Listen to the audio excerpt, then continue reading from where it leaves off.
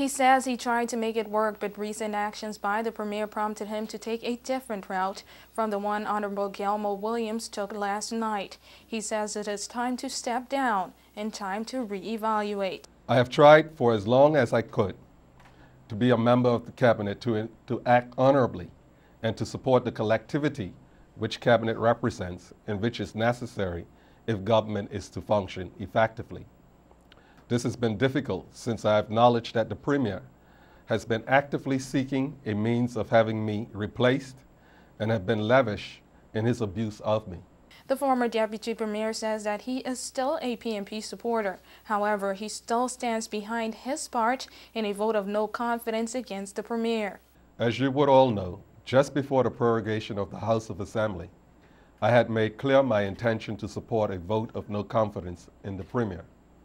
I thought then, as I do now, that the Premier no longer enjoyed the support of the majority of Turks and Caicos Islanders, and more importantly, for the purpose of the no confidence vote, he no longer enjoyed the support of the majority of his party colleagues in the House.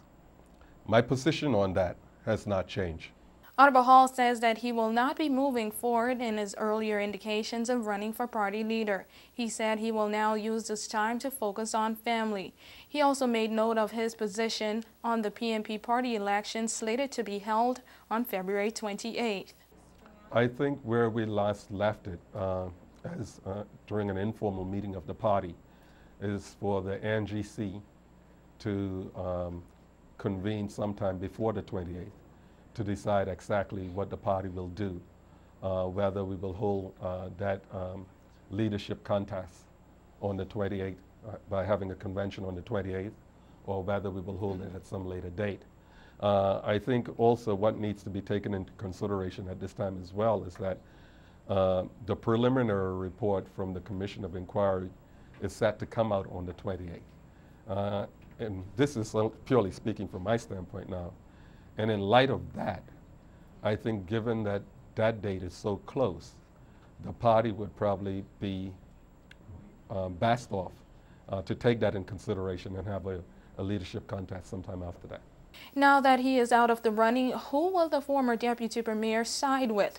He says he cannot make any endorsements just yet.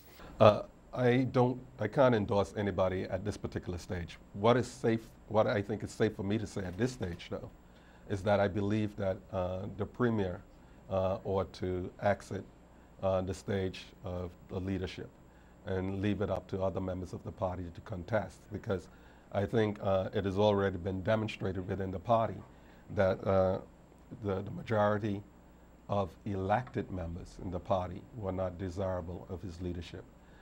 This latest resignation comes in the midst of a series of reshuffling within the cabinet, beginning with the firing of former Minister of Health and Human Services, the Honorable Lillian Boyce, and the resignation of Minister of Home Affairs and Public Safety, the Honorable Gilmore Williams.